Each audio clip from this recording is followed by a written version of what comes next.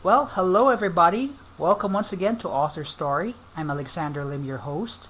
For our inspiring show this week, I'm very excited to introduce to you our guest, Dr. Sandeep Grewal, who, with Dr. Myo M. Nguyen, wrote a book called Fat Me Not, Weight Loss Diet of the Future, and who, also along with Dr. Nguyen, created the Slim Plate system. So Dr. Grewal, welcome to AuthorStory. Thank you very much for taking the time out. It's a real pleasure to have you with us on our show. Thank you for having me. All right, cool. So to start things off, Dr. Grewal, why don't you tell listeners a little bit about yourself and the book as well? What's your story? What's your background, yours and Dr. Nguyen's? Well, we are both internal medicine physicians in Rock Hill, South Carolina. We have been in practice for more than 9 years, and we have ACE Medical Group and ACE Medical Weight Loss Center. And our practice is dedicated to help people losing weight, because we know when people lose weight, a lot of other things get better. For example, their high blood pressure gets better, their diabetes gets better, Right. Their risk of cancer goes down. So fixing one problem can help in so many areas. So our interest in helping people lose weight the right way with the latest scientific advances. All right, cool. I got that. So for the benefit of the listeners, can you just give a thumbnail summary of what the physiology is behind weight gain or becoming obese and overweight is, where sugar drinks and fatty food are concerned? Yes, it's a very interesting phenomenon that goes on when you look at fatty foods and sugary drinks. Till now, we've been thinking that drinking a sugary drink is all about calories, that Right. if you drink if you drink 200 calories of sugary drink, you get 200 calories, but that is not true. Because there was a research done in a lab on rats, and rats usually mimic the human behavior. Okay. So they are very close to what we as humans do. So what they did in the lab was they gave this rat a sugary drink. Okay. And what they found out, the rat would eat more the day it got the sugary drink. And the day it did not get the sugary drink, the rat ate less. But see. as they kept on giving this rat a sugary drink every single day, the rat started showing binge eating behavior. It started showing uncontrolled eating behavior and food addiction. Wow. So what Okay. this tells us is that all that food that we drink, all the sugary drinks that we drink, not only is about calories, but they are also changing our eating behavior. They are making us eat more, and that is what is causing weight gain. So we have to be very careful about that. And similarly, they did a scientific experiment on mixture of fat and sugar, Right. which is basically our cookies and cakes Okay. that we eat. And what they found out that when the rat ate cookies and cakes, it would start eating more. So if it ate mixture of fat and sugar, it would eat more than half of his calories of the day within next 2 hours. Wow. And that is the effect this food has on our behavior. And that's how we gain weight, not just with calories. Okay, so what is it about sugar that triggers binge eating? Does it trip some sort of physiological switch in our bodies that triggers that behavior? Yes, the scientists are still working to find out what exactly it does, but it definitely does something to our brain, because our brain has two kinds of centers for weight regulation, which are deep in hypothalamus, which is the part of the brain where they are. Right. And one of these centers would actually help us reduce craving and increase satiety. The other center would increase craving and make us feel hungry and want to eat more and look for calorie-dense food. So the balance between the two centers decides how much we are going to eat. And somehow these sugary drinks are affecting that. Right, okay. So let's move on a little bit to other substances, sugar substitutes like aspartame, saccharin, things like those. Do those really function as effective sugar substitutes when it comes to controlling weight, where controlling weight is concerned? I think you bring up a great point. So the question is, if we eat a zero-calorie artificial sweetener or a natural sweetener, is it good? Right. So there was an experiment done on this too.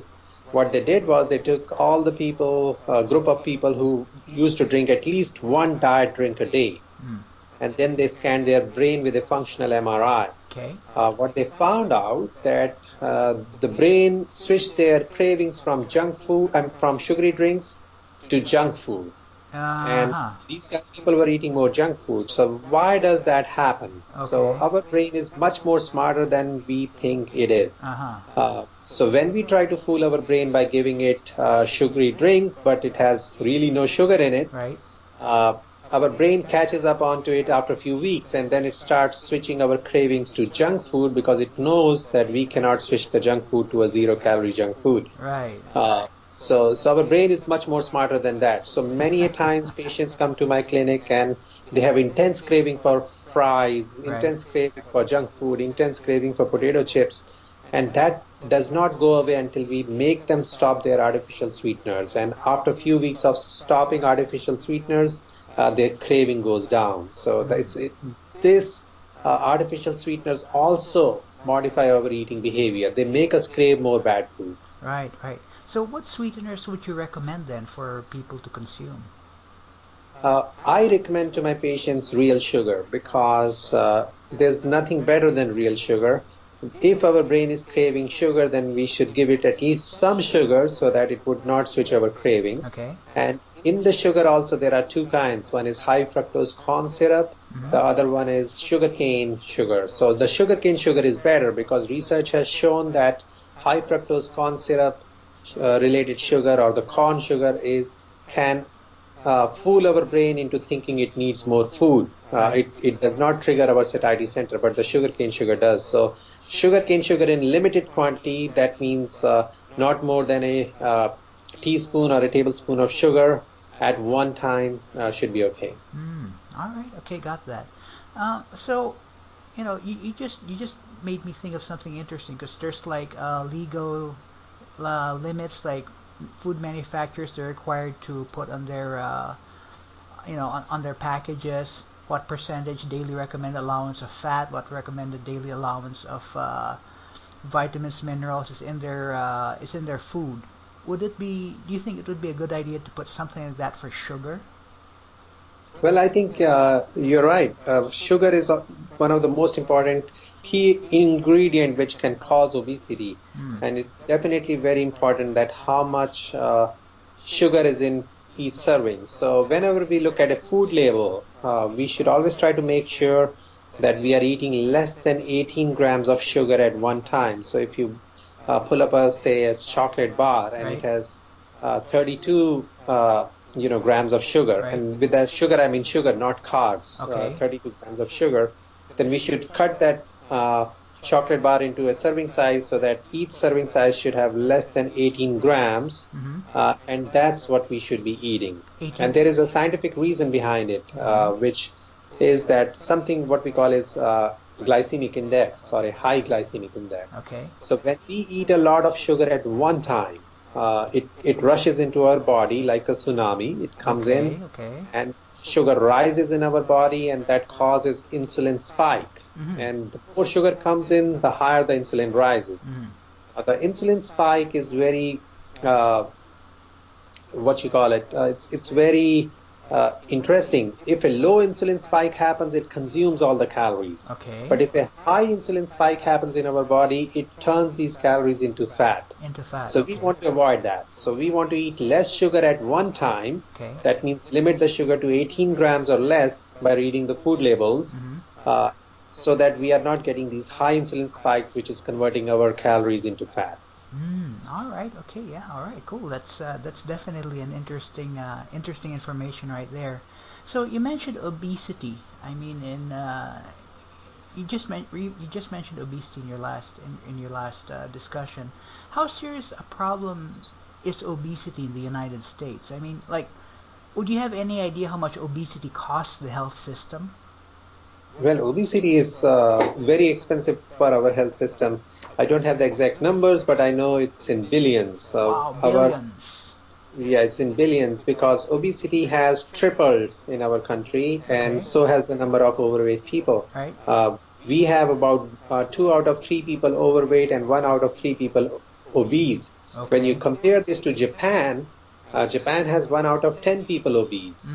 So we are facing obesity epidemic, and when we have obesity, or if somebody has weight gain, it doubles their chance of getting diabetes. It doubles their chance of getting high blood pressure. It increases their risk of heart attack by 60%. It causes sleep apnea. It causes cancers. It causes memory problems. Right.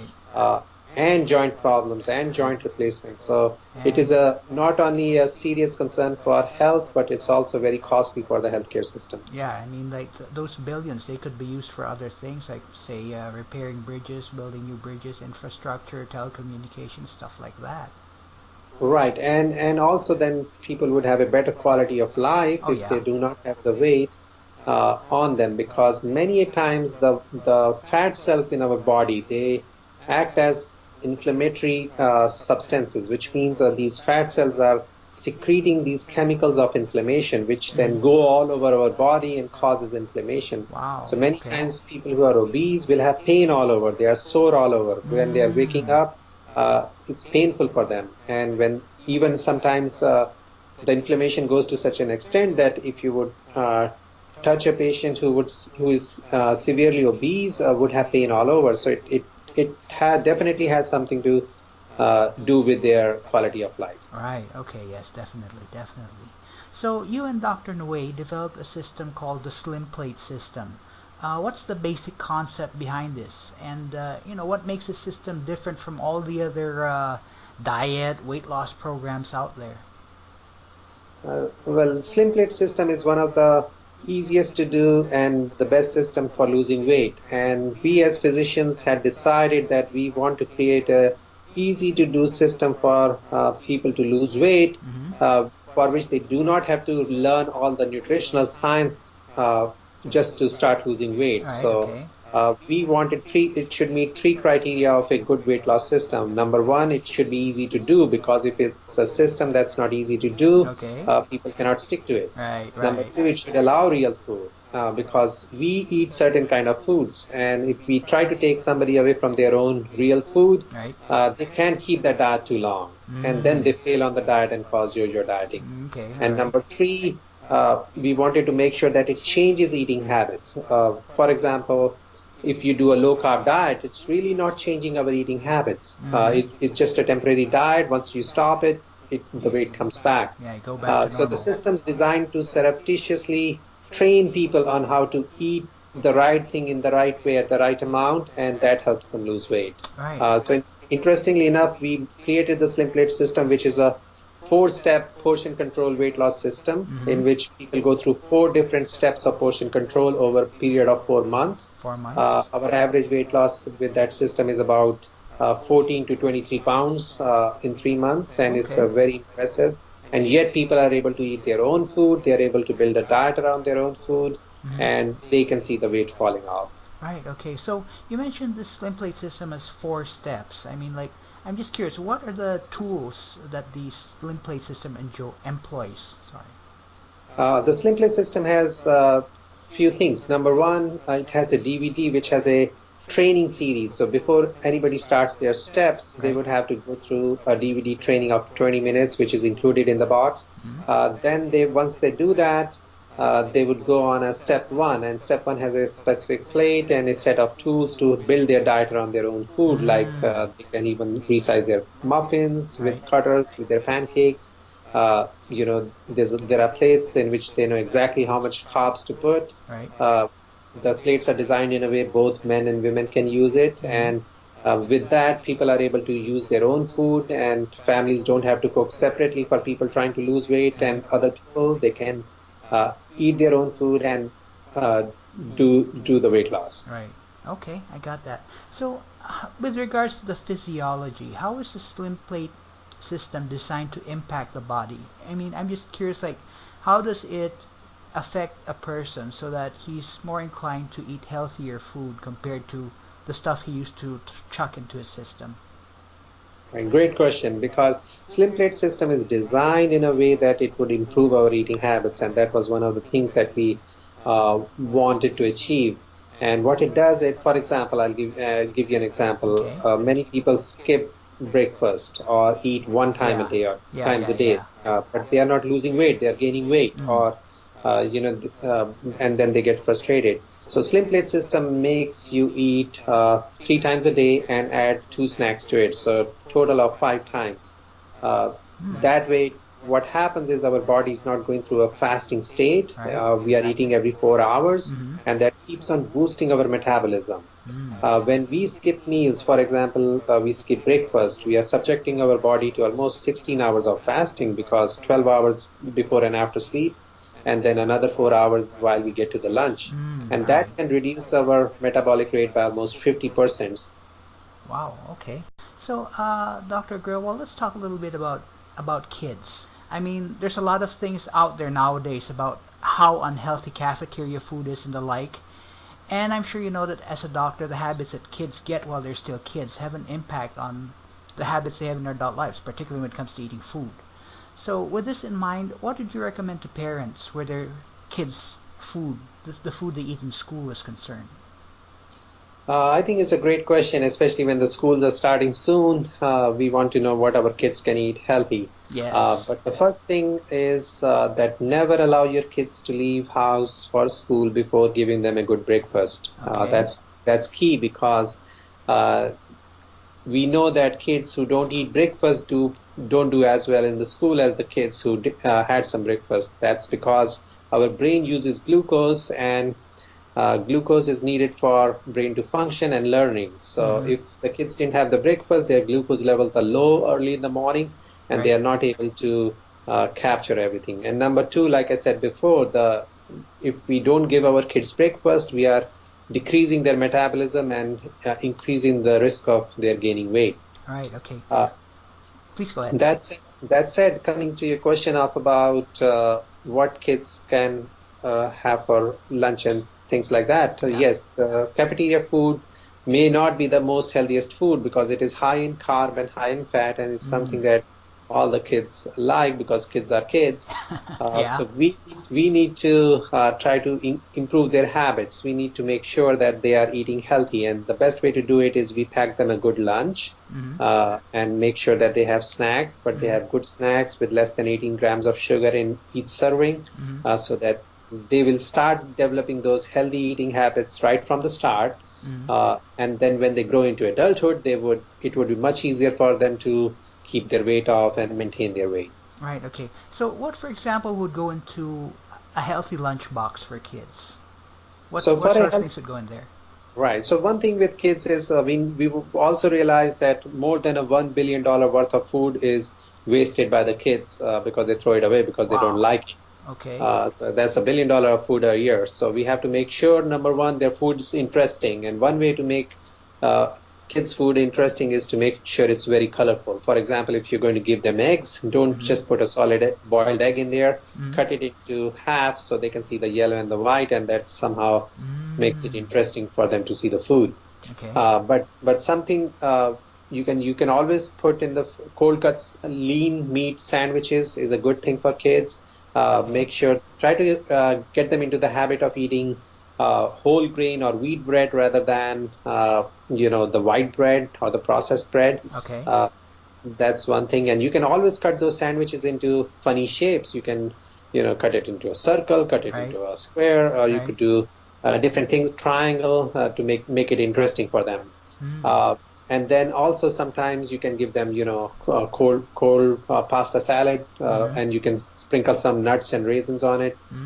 That's one way to do it. And if they don't like vegetables, take them shopping with you. Ask them to choose their own vegetables, so they own that vegetable and they're going to eat it. But when it comes to snacks for the kids, you can do a lot of things. Number one, if you're buying packaged snacks, make sure that they are getting not more than 18 grams of sugar in one serving, like we talked before. Yes. Make sure your kids don't go to school with sugary drinks, and make sure they don't drink sugary drink in the school. They shouldn't be getting sugary drinks more than once a week, and not more than 8 ounces at one time. Right. Because we don't want to trigger uncontrolled eating behavior in our kids by giving them sugary drinks every single day. Right. And when it comes to snacks, like healthy snacks, fruits and nuts are a great way to go.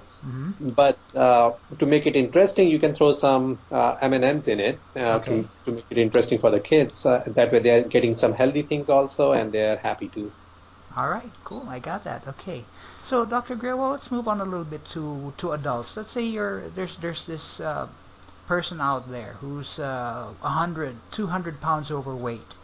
Been eating unhealthy all his life, little exercise, and now this person's committed to getting his weight and his health back on track. What would be if you could only tell that person one thing, what would be the one thing that you would tell that person?